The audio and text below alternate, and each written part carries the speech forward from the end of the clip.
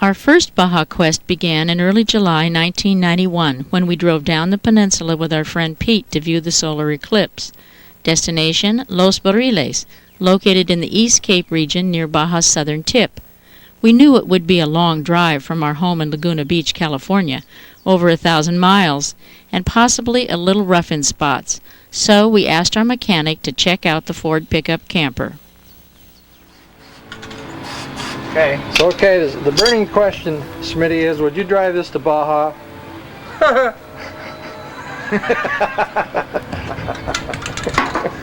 Sure, as long as I had a chase car. Is that your total and complete answer? That's it. The night before we left, we reviewed the itinerary. You go over and pick up the toll road.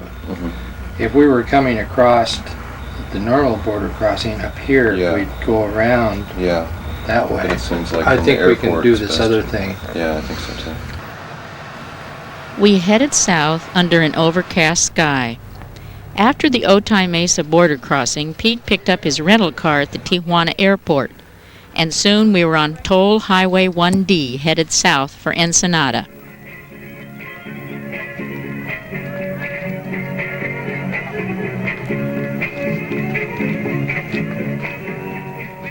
We stopped for a little refreshment to fortify ourselves for the trip ahead.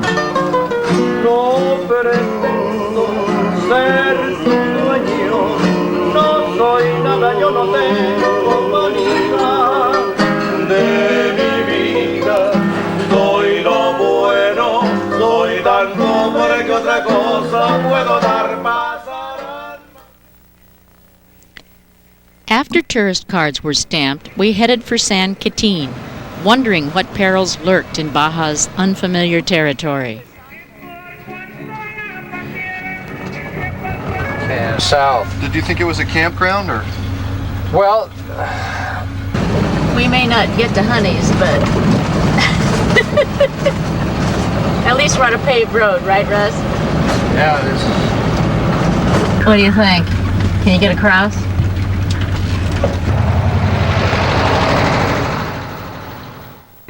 Although we did have a few exciting moments, the next 4 days proved revealing.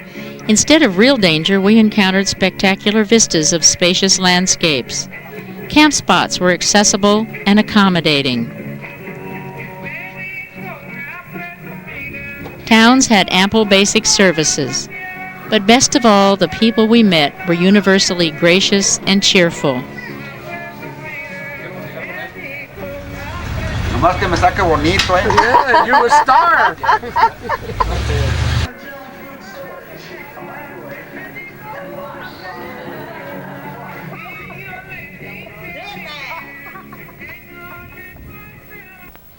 By the time we reached Los Barriles, we were relaxed and in a great mood.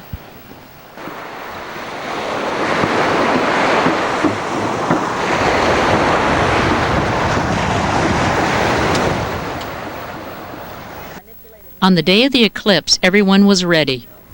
How's the image? The image is real nice. You see the image? Yeah, I'll come take a look. Okay. Is the temperature going to drop on us? Yes, It will. quite drastically. Huh. Just because of the absence of the solar. Right. Some even had a special focus on viewing the event. Then, shortly before noon, the sun's light went out. Look at all the stars out. Christopher. Oh, look the way these are. Oh, okay. No, that's what Eric was telling us about. You can see the shadows on the ground. What is that? Shadows of what? Woo!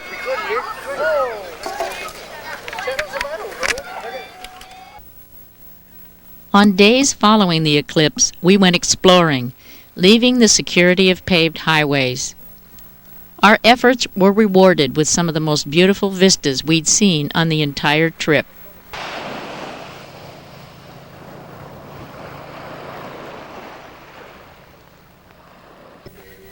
Before we left Los Barriles to return home, we reserved a space in a local RV park for 12 months. It was indeed an act of serendipity, one that led to a major change in the direction of our life.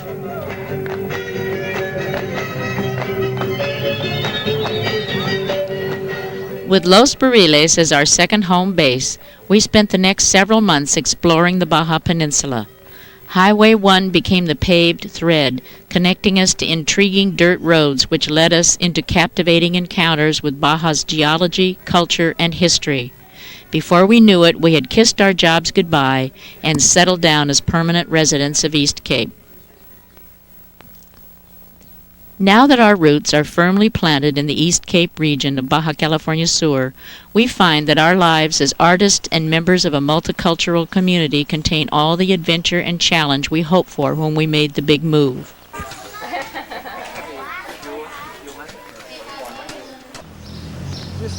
Just a little bit below, you see where the dirty handprints are of the paint?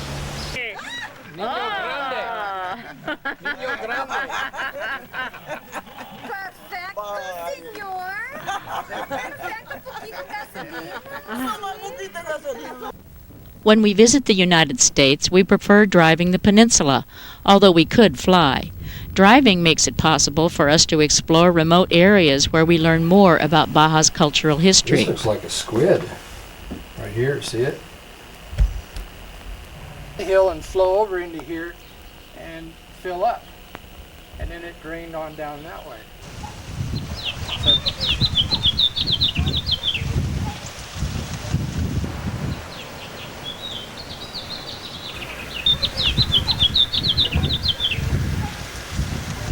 It looks like another Baja Quest is about to begin, so come on along. Don't bother to pack. All you need is a healthy curiosity.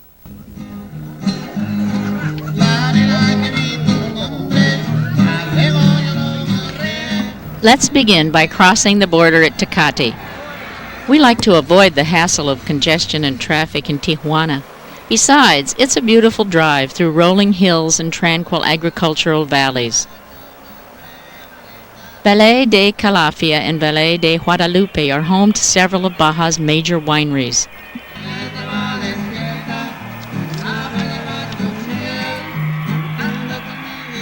Let's turn in at El Cheto Vineyards to see if their tasting room is open.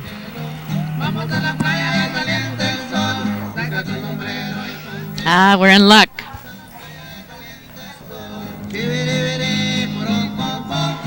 A quick drive south through Ensenada, Baja California Norte's popular tourist town and busy international port, puts us on Highway 1. 34 miles south of Ensenada, we stop in Santo Tomas. Here in 1791, on their way north to Alta California, Dominican missionaries established a mission and cultivated grapes for altar wine in the fertile valley below.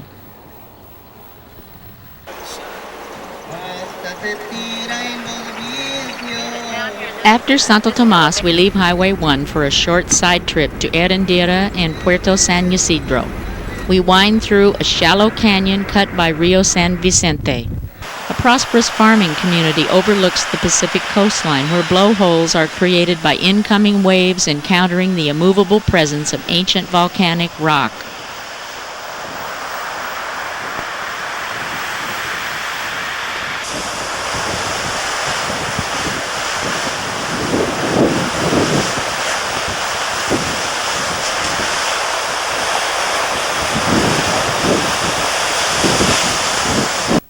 Back on Highway 1, we pass through a rich agricultural plain.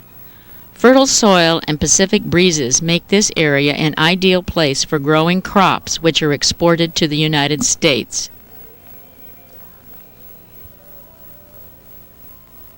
A quick side trip to Bahia San Quintin brings us to the site of an old flour mill built in the late 1800s. Today, the old mill motel is popular with fishermen. Pelicans and gulls enjoy a good life here, waiting for a share of the daily catch. Talk about biting off more than you can chew. Look at that.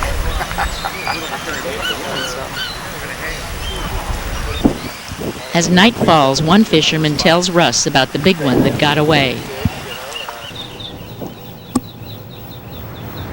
South of San Quintin, we turn west to Bahia Santa Maria.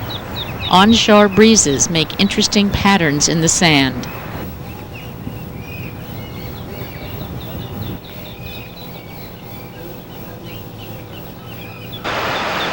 Here we find live sand dollars and dedicated surf fishermen.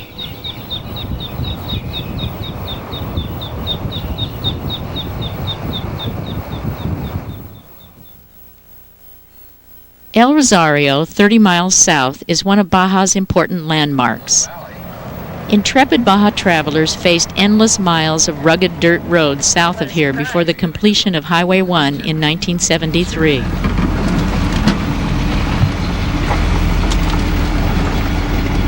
The end of the road, right here. This is where it was, This is the end of the road. South of El Rosario, we enter the Sonoran Desert region. On a high plateau, we see the first signs of the cirio, the famous boojum tree of Baja California Norte. The boojum tree, which is only found in Baja Norte. We're in a general area here where they vary in size and shape. Some of these trees grow to 30, 40 feet in height. Very unusual tree.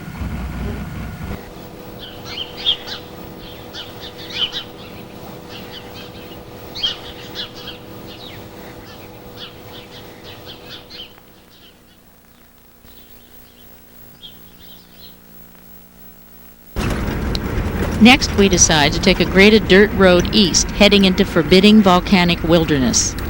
We're looking for Arroyo El Volcan, where onyx is formed. We pause to contemplate the narrow, rocky path which will lead us to our goal.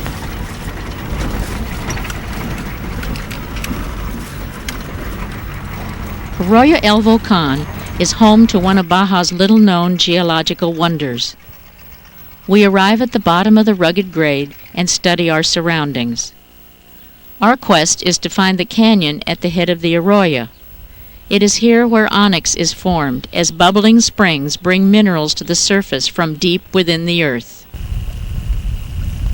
We arrive at a 30-foot dome of onyx. At the apex is a spring of mineral water which erupts once a month, creating Baja's only known geyser.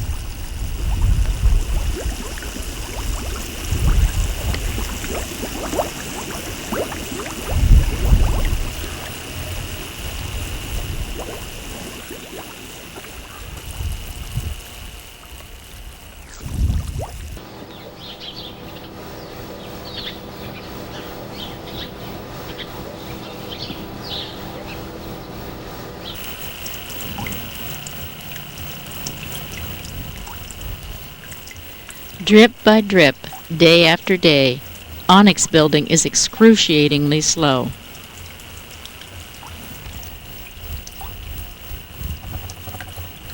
We see sandy orange blocks of onyx sandwiched between layers of gray volcanic rock. They give the appearance of a giant geological tort.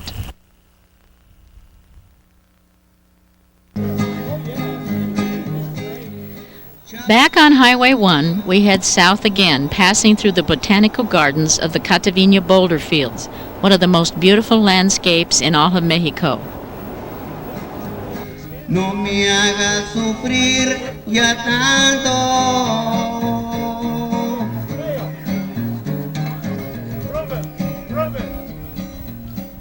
Granite boulders are protective guardians for flowering cirio, elephant trees, teddy bear cholla, and many other types of desert plant life.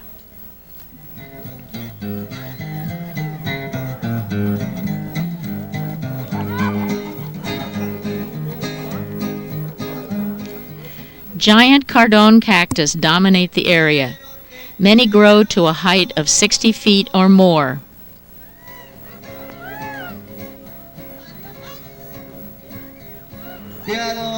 Arroyos display stands of native palm, including the blue fan palm, which is endemic to the northern part of the Baja Peninsula.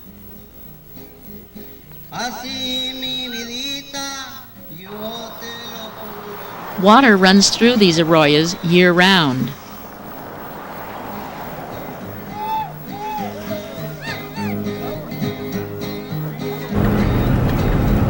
Chaparra de mi amor. For the next 150 miles, we see noticeable changes in the landscape.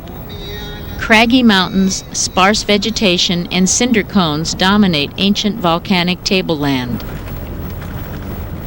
We've also come to one of those parts of the road which leaves you wondering why you did this in the first place. Although Highway 1 is a challenge in spots, remember that it receives a lot of wear and tear. It is, after all, the major connecting route from north to south for all types of vehicles. That's a pickup truck. Believe that?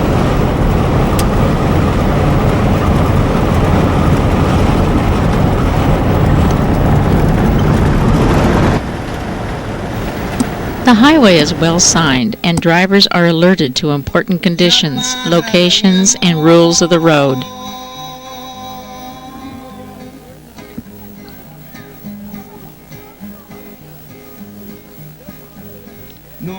We pay particular attention to cows and bicycles.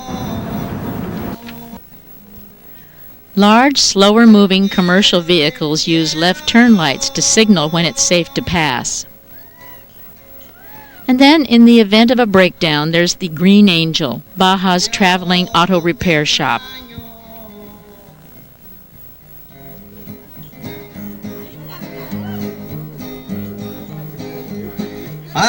Approaching the 28th parallel, we see Monumento Aguila, the 140-foot representation of an eagle. This giant metal bird was built in 1973 to commemorate the completion of Highway 1 and to mark the boundary between the states of Baja California Norte and Baja California Sur. At this juncture, we leave Highway 1 to drive through Guerrero Negro, known for its salt production. Scammons Lagoon, winter home to gray whales, is also nearby. But today, we're going to take a different side trip beyond the town to the saltwater marshlands of Estero Guerrero Negro. Here, egrets, cranes, and other seabirds live in their natural habitat.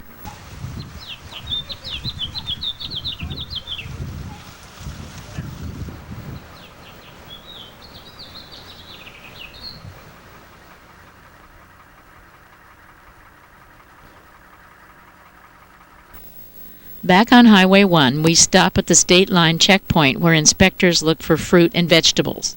Higher authorities sometimes inspect vehicles for drugs and guns. A respectful attitude makes this process reasonably easy. We're now headed east through the vast barren Vizcaíno desert. We've got to admit there's not much to see here, although future agricultural development is possible. This is going to go on for about, 88 miles, Yeah, like something this? like that. Just straight, real flat, no mountains. Now this is apparently the most boring part of the trip right here.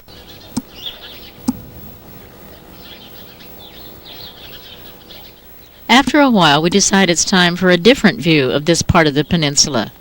We drive up to Micrundas Albun, one of the most accessible microwave towers on the peninsula. From this vantage point, we look north to the Sierra San Franciscos, home to Baja's most famous cave paintings.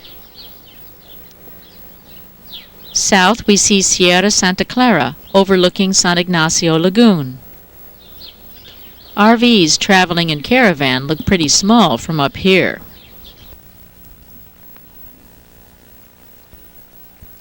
Our next stop is the historic town of San Ignacio, a welcome oasis within the rugged volcanic peninsular mountain range.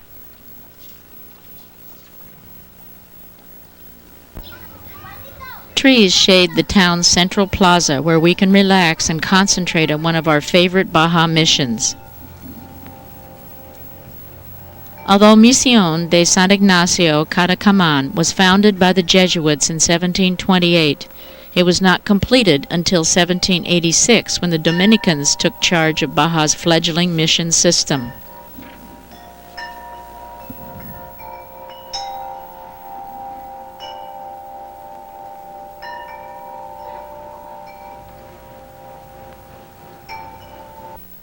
East of San Ignacio, Tres Virgenes dominates the horizon. The latest eruption of this dormant volcano may have occurred in 1746, according to a report from an early Spanish missionary. Occurred after this landscape on both sides of it was uplifted. You can just see how this lava just flowed right down through this area. We're going right through the right through the flow. Came right down the mountainside right there in that low place. We stopped to examine pieces of lava rock. Cardone and elephant trees thrive in this environment. We take a final look at Volcán Las Tres Vírgenes from the dirt road leading to a large geothermal project located deep within the Sierra San Franciscos.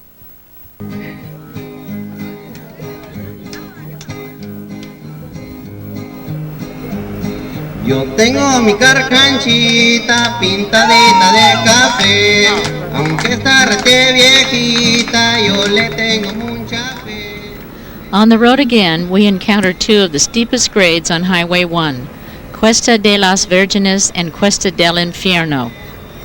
The highway is narrow here and with no shoulders. God, Oscar. Here we go. As we negotiate the twists and turns, we wonder what travelers must have gone through before Highway 1 was paved.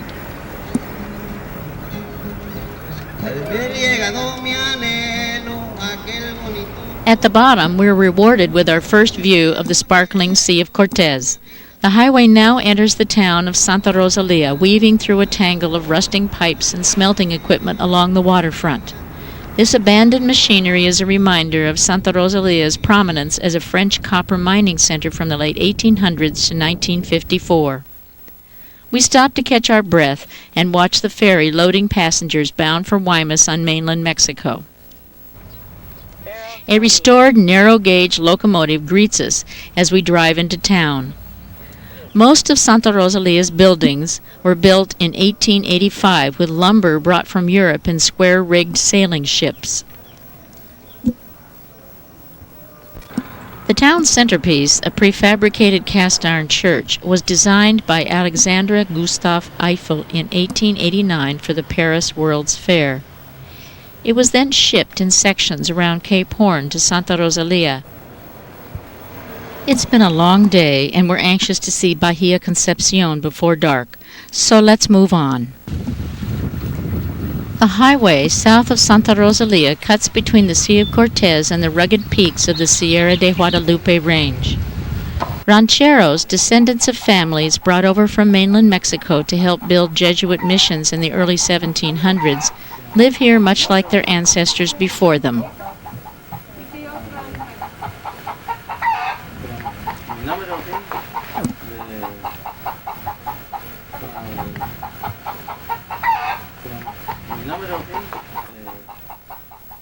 As we approach Mulegé, we realize that we spent very little time in this tropical village over the years.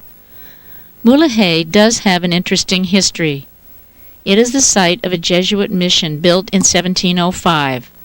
Missionaries were attracted by the presence of a spring-fed saltwater estuary.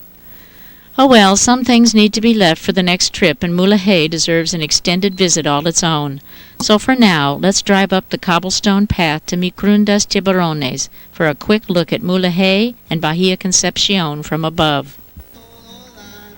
En mis calles San Ignacio con mi carcancha llegué a Santa Rosalía y luego hasta Mulegé. Playa Santespec is on Bahia Concepcion. Here and for the next 20 miles, kayakers, campers, and serious relaxation buffs pay homage to this beautiful bay.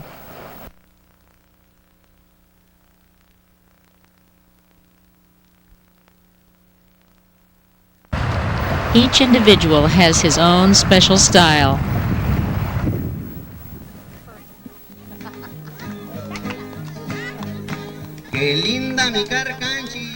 Loreto, south of Bahia Concepcion, is the site of Baja's first mission.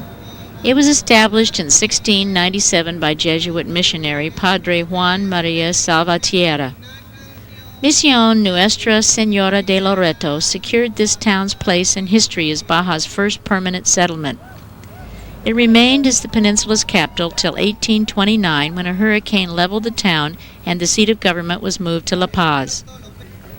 Loreto's scenery and rich cultural history make it a popular vacation destination.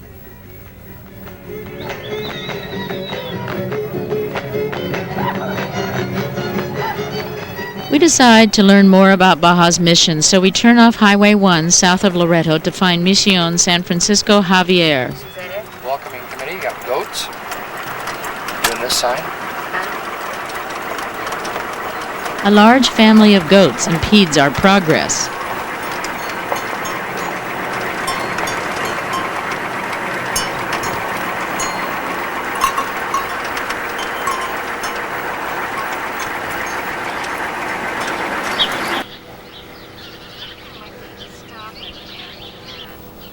We find a well-maintained dirt road carved into the side of the steep, rocky escarpment overlooking Arroyo de las Patas. As we proceed through the volcanic terrain, we imagine how difficult it must have been for the missionaries to establish this site.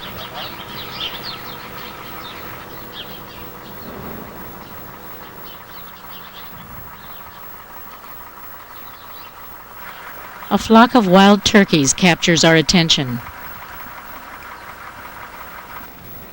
The road to Comandú looks inviting, but we're on our way to San Javier.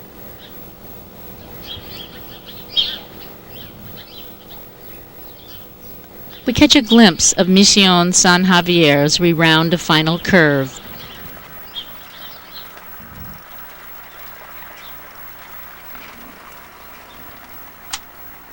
The Jesuits established this area as a mission site in 1699, 2 years after Loreto.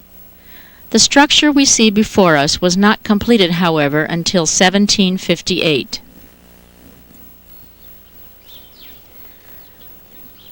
Mission San Javier is considered to be the finest example of mission architecture on the Baja Peninsula.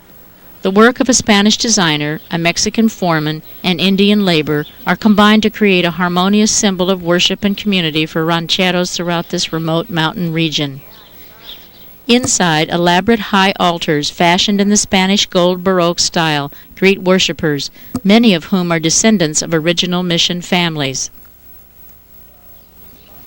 Behind the mission, the fertile orchard established by founder Padre Jose Juan Ugarte in the early 1700s continues to be maintained by local farmers.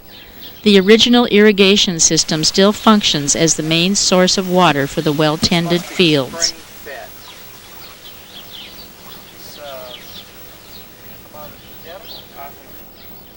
The centerpiece of the orchard is a gnarled old fruit-bearing olive tree reported to be over 300 years old.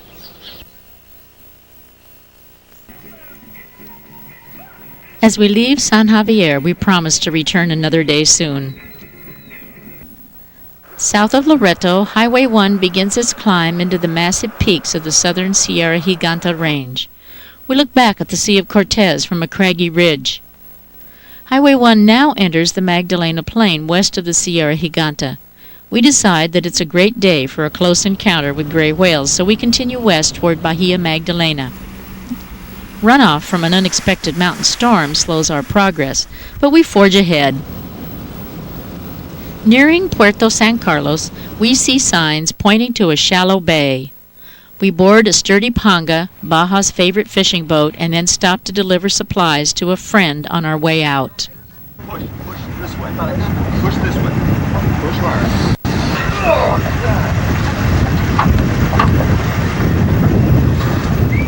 All in the spirit of adventure.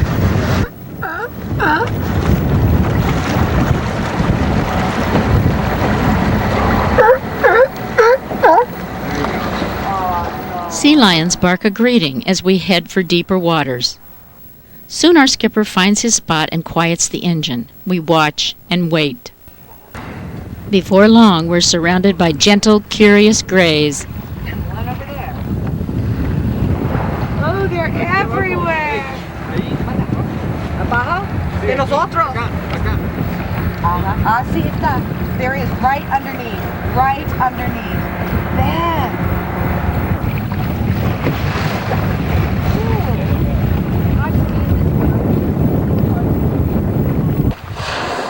God, look at this convention.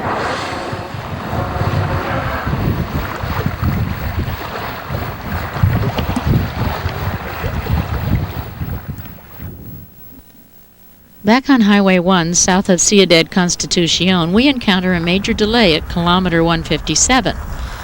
This is Santa Rita, home to one of Baja's most notorious vados. It appears that the runoff from mountain rains has created a rising river across the road.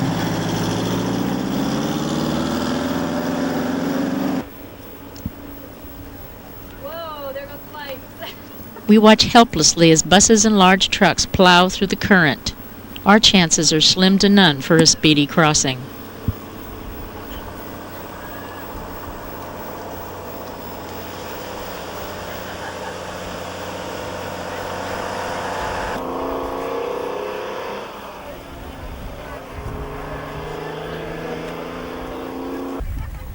As the hours drag on, we all prepare to spend the night at the watery edge of Rio Santa Rita.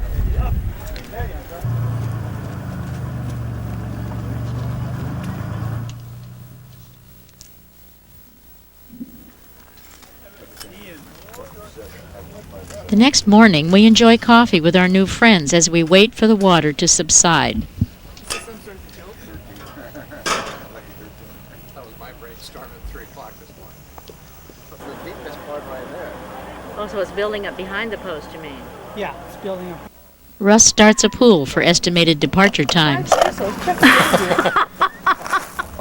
next? How's it work? Don't be bashful. 5,000. No exchange Same rates thing, 5 allowed. pesos. That's how much. Hi. We're gonna leave pretty soon. Okay. Our guinea pig. Here at 157. So what do you think of this experience? Oh, it is an experience, that it is. It's pretty wild out here. Good Very introduction. hot, very, very hot.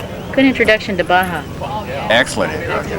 What do you think of this experience? This experience has been a wonderful experience to break yourself into the fantastic time you can have down at the Baja Peninsula. It's one of those things, it's a once-in-a-lifetime experience that nobody really wants to miss, nor do they want to be in if they can help it. This should definitely be missed. You do not want to experience this. Never? Never. You would not put this in a travel documentary? No, never. Oh, I think it's Ever. Volunteers step forward to help cars across. Yeah, now what? Dos carros. Accidente? No? Ooh. Ah. Oh. Se me pasó el momento ese. Se me pasó. Ay, ay, ay.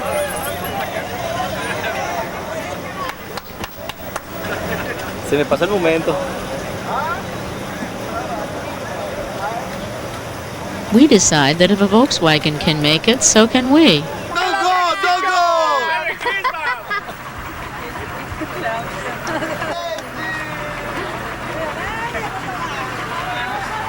Viva!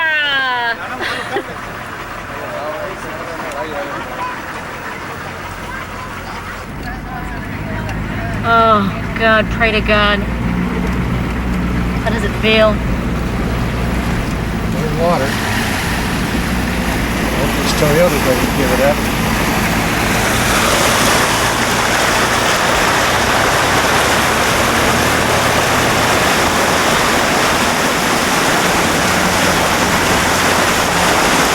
Bueno? I forgot to put it in four-wheel drive too. Oh, did it have to be in four-wheel? There's two-wheelers been going across here for the last couple hours. At last, we're on our way south to La Paz, capital city of Baja California Sur. La Paz, which means the peace, is a perfect place for us to spend time resting up after our sleepless night in Santa Rita. La Paz has been a popular destination for adventurers since 1535, when Hernan Cortez attempted to establish the first colony on the peninsula near here. The discovery of pearls brought explorers back again and again. Although the lucrative pearling industry died off in the early 1900s, reminders still exist throughout the city. La Paz is now a modern city, an important government center. Up-to-date department stores reside gracefully next to historic buildings. The Palacio Municipal houses government offices for the municipality of La Paz, which stretches from Los Barriles on the Sea of Cortez to Todos Santos on the Pacific Ocean. Colorful murals within depict a proud history. Plaza Constitucion is the centerpiece of Old Town. The original Casa de Gobierno to the north contains a library and murals dedicated to the history of the Californias. Cathedral Nuestra Señora de Pilar de la Paz overlooks the plaza on the south. This proud church is a dominant reminder of the original mission site founded nearby by Padres Jose Juan Ugarte and Jaime Bravo in 1720.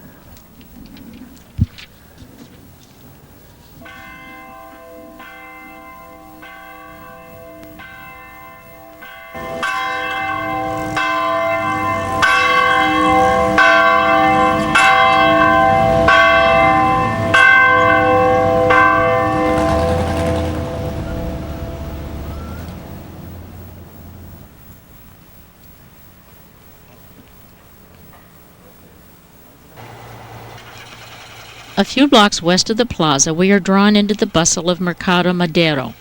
This colorful central market is Baja California Sur's finest example of an important Mexican shopping tradition.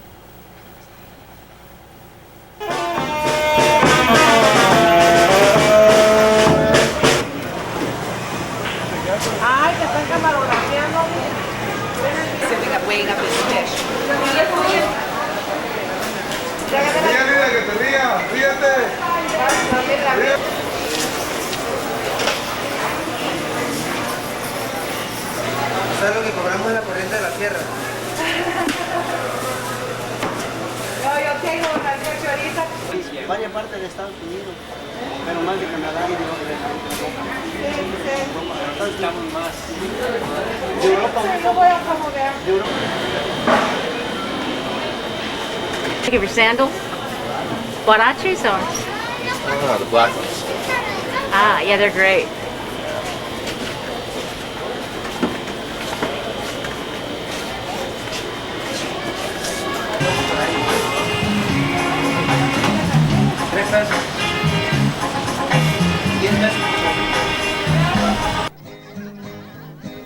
Recargado en la barra tomando, platicando con el cantinero, yo le cuento las penas que sufro.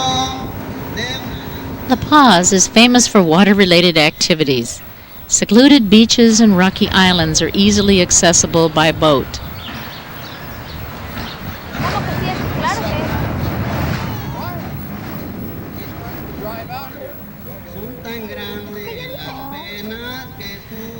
Floating unencumbered on the clear, pale blue waters of Bahia de La Paz is divine.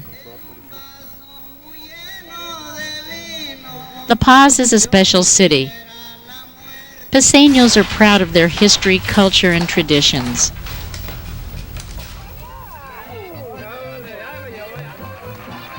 ¡Subcalifornianos! ¡Viva México! ¡Viva! ¡Viva México! ¡Viva! ¡Viva México! ¡Viva!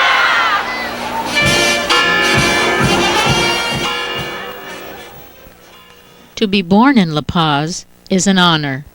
To live, work, and play in La Paz, a pleasure.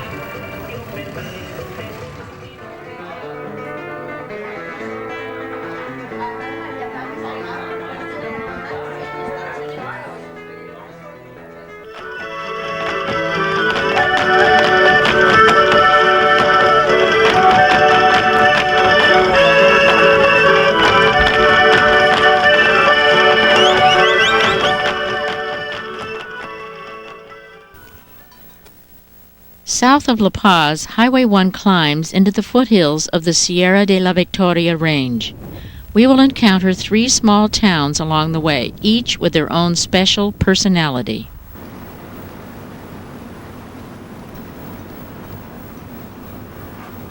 A long upward curve brings us to a convenient lookout above El Triunfo.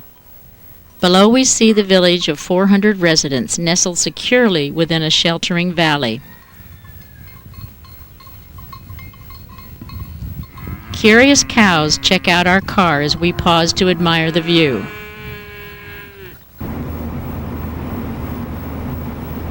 El Triunfo was not always as we see it today. Silver and gold were discovered close by in the early 1700s.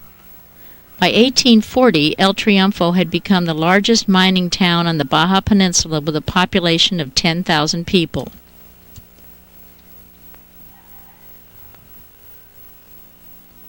Evidence of this active mining history remain. El Triunfo's mines may spring to life again soon. New mining techniques are being tested by geological engineers who believe that the hills still contain large quantities of untapped ore.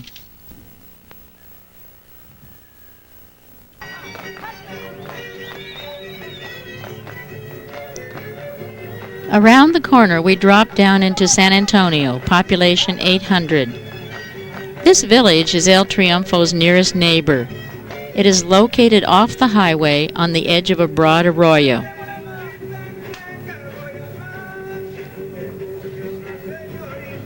As we drive along San Antonio's cobblestone streets, we see tidy pastel-hued homes and stores. These structures are classic examples of the Baja California Sur architecture constructed during the building boom of the early 1800s.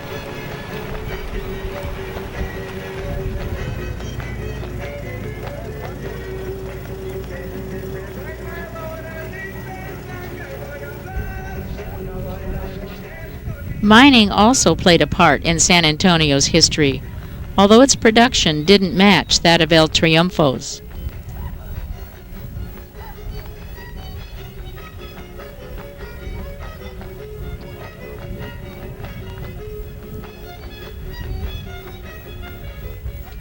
The town also served as a temporary capital of the peninsula from 1828 to 1830 after a hurricane leveled Loreto.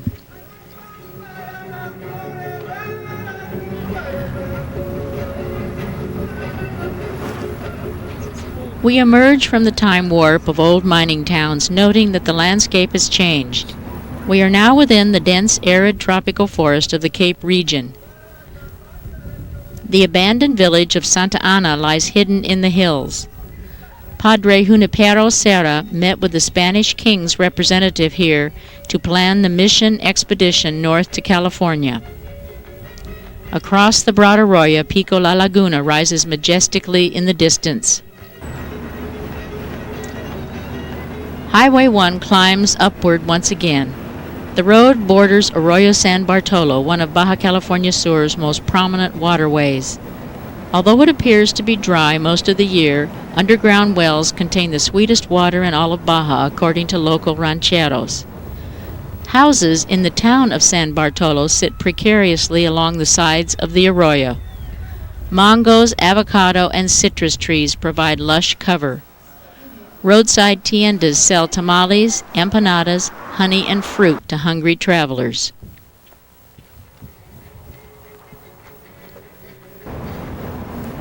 After leaving San Bartolo, we descend eastward on our way to the Sea of Cortez. Highway 1 brings us to a cluster of villages located on Bahia de las Palmas. After crossing 3 major arroyos, we see Los Barriles. We are now minutes away from home. Although we probably should pop in and check the mail, we have important responsibilities. This is a trip down the entire Baja Peninsula, remember? So we wave to familiar landmarks and continue south. Before we proceed too much further, however, let's take a quick trip up to the monument overlooking Bahia de las Palmas. This vantage point gives us a comprehensive look at the northern boundaries of the East Cape area. Back in the 50s and 60s, this bay was the special hideaway for Hollywood celebrities, corporate executives, and others who came to enjoy fishing, hunting, and relaxing far away from intrusions.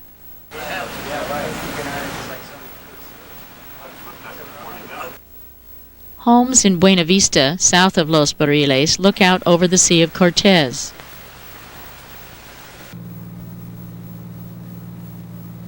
The deserted shoreline east of Buena Vista basks in the sun. Isolated vacation homes and small fishing resorts retain an air of studied privacy.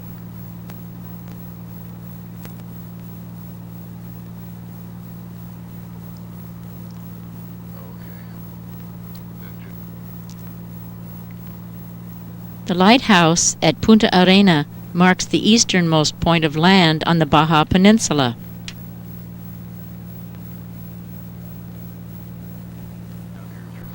An unpaved road hugs the East Cape coast all the way to San Jose del Cabo. It connects sparsely located ranchos, homes, and small resorts. Although access to this remote area is currently a bumpy road to paradise, expansion will begin in earnest when the road is paved. Until then, we enjoy off-road day trips to the secluded beaches of Cabo Pulmo, where we relax with friends. We absorb the quiet beauty of an area as yet undisturbed by the clatter of tourist traffic.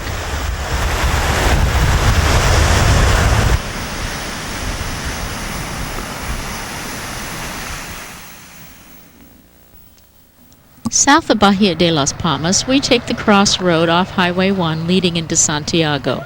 This quiet agricultural town is an important educational center. Santiago has not always been so tranquil, however. In 1734, the local Paraque Indians commenced their reign of terror on the Jesuits in the Cape region by murdering a priest and burning the Santiago mission to the ground. Santiago is also known for its zoo, which is the only one on the entire Baja Peninsula. Families bring their children to this immaculate little zoo to visit animals commonly found on the peninsula.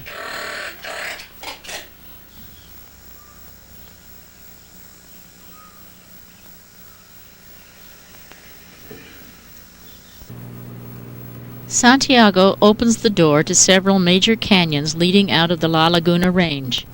Cañón San Dionisio is accessible by car over a graded dirt road.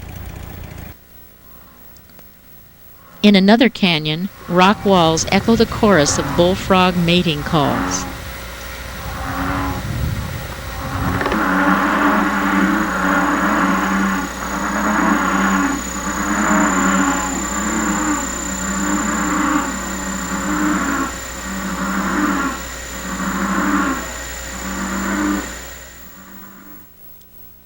South of Santiago, we encounter a marker on Highway 1 announcing the presence of the Tropic of Cancer. We are at the boundary between the temperate zone and the torrid zone. Miraflores, west of Highway 1, is well known throughout the peninsula for the quality of leather saddles used by local rancheros.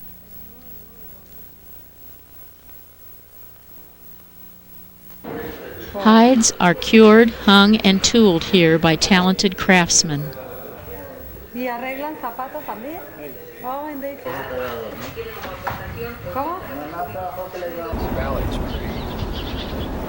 Cape region vegetation puts on a spectacular show in the fall along Highway 1, especially between Miraflores and the Los Cabos International Airport.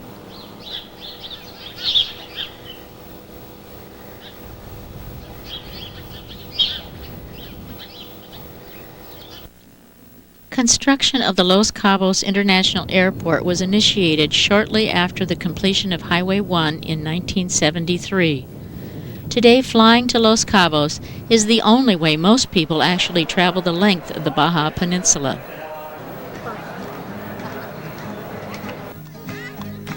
Qué linda mi carcanchita que hasta Loreto llegó. Our journey of over 1,000 miles has finally brought us to the bottom of the Baja Peninsula where the Sea of Cortez and the Pacific meet. Resorts, condominiums, and golf courses rise like many multi-hued phoenix out of the brown hills. The corridor from San Jose del Cabo and Cabo San Lucas is classified as a world-class resort area where thousands of tourists from all over the world relax and play.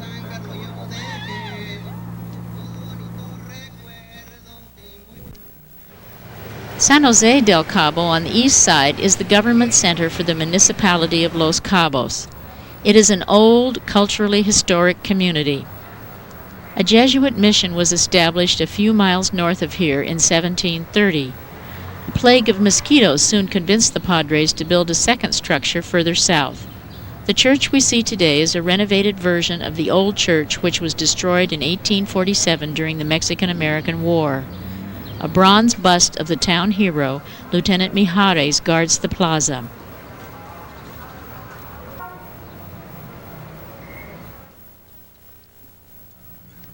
The history of Cabo San Lucas is very different. Gazing at the famous vacation spot from on high, we find it hard to believe that this popular harbor was once known primarily for its fish cannery, pirates, and wild pigs.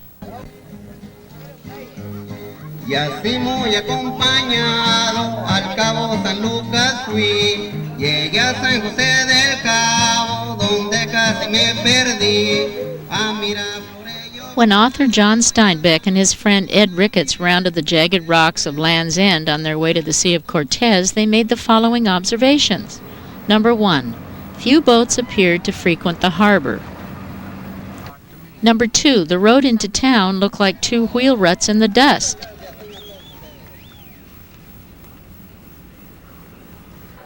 And number 3, gloomy young men hung around a mournful cantina waiting for something to happen.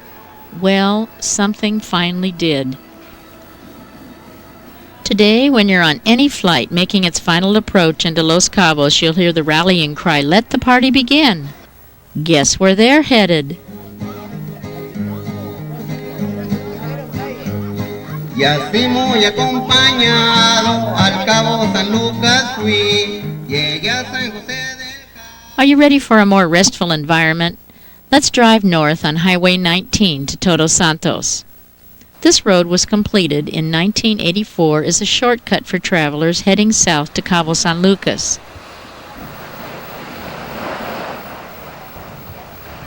It also connects the traveler to fish camps and sparsely populated beaches along the rugged Pacific coast.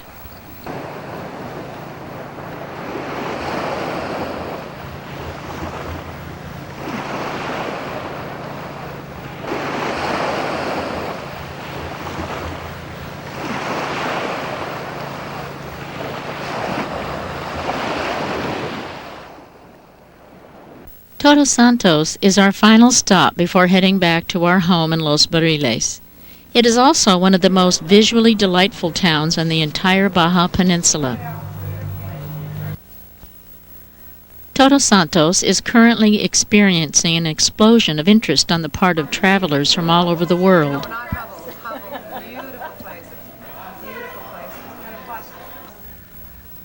Much of the attention is focused on art activities, since an increasing number of painters, potters, and other artists call Todos Santos home.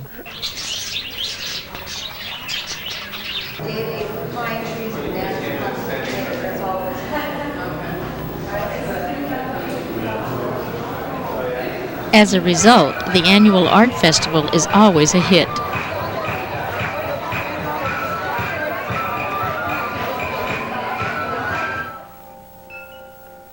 A Jesuit mission established nearby in 1733 was destroyed 1 year later during the widespread Indian revolt.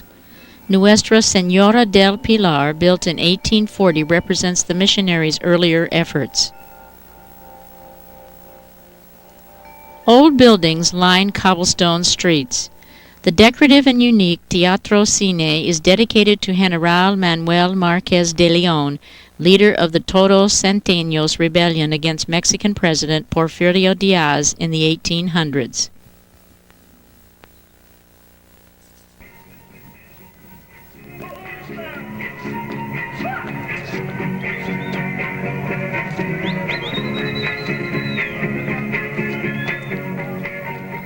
The Casa de Cultura displays pictures and artifacts representing the history of Todos Santos.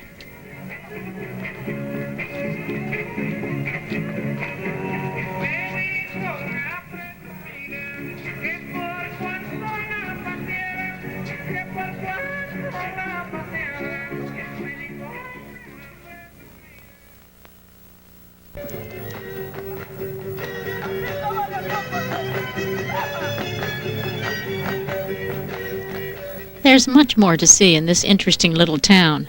We wish we had more time, but our home in Los Barriles beckons. So we continue up Highway 19 in our way to the junction with Highway 1. A left turn will take us to La Paz. We'll turn right and head back to Los Barriles. You've seen this part of Highway 1 before, so we'll speed it up a little on our way back to the East Cape area. We've now completed the Golden Circle, the definition our La Paz friends have given the Highway 1, Highway 19 loop around the whole Cape region. But this time, we'll turn in at the entrance to Los Barriles. Back in 1991, the main streets in town were nothing more than narrow dirt roads. Although pavement has come to Los Barriles, the small town village charm remains.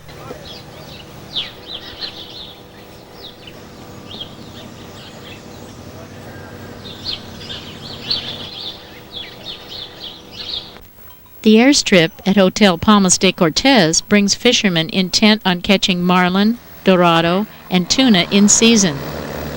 They usually leave happy.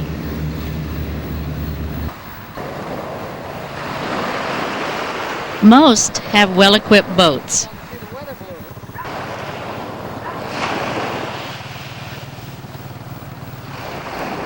But for some, the type of gear doesn't seem to matter when you're after the really big one.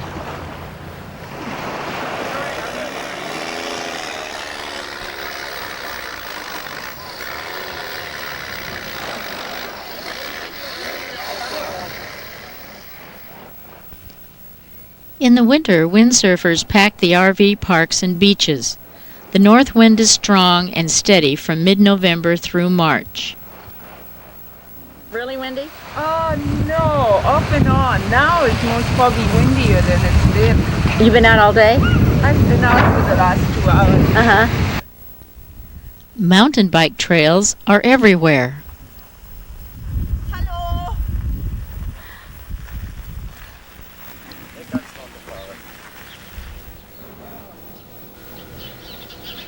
More and more satisfied visitors are putting down roots. New vacation home construction is evident throughout the area.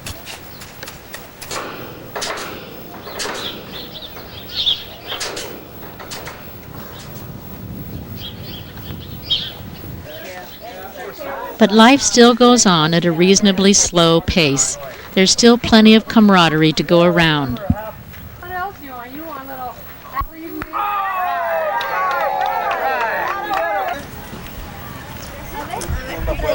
The annual Community Art Festival and other multicultural activities bring everyone together. Talk to him in German. He likes Ross more. Go by Ross back. Look, here's your daddy. Big Daddy.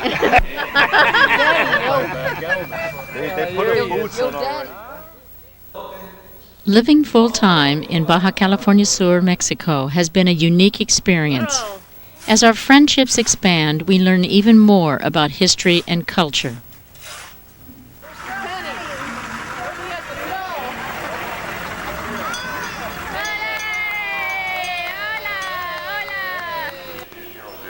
Mexican custom is that your wife, the mother, her name comes after the father's name. So his name is Davis Drew or Drew Davis, I forget which. These English surnames, they came from English sailors that jumped ship?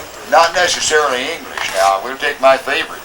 Thomas Smith was an American out of New York. He jumped ship in 1808. He was the first American that ever married a Mexican woman here on the peninsula.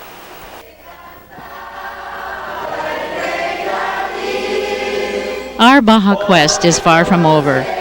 As each day dawns, we look forward to the possibility of another new adventure.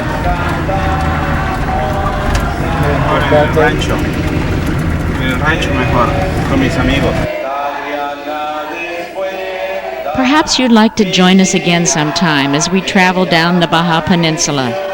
You never know what fascinating encounter awaits around the bend.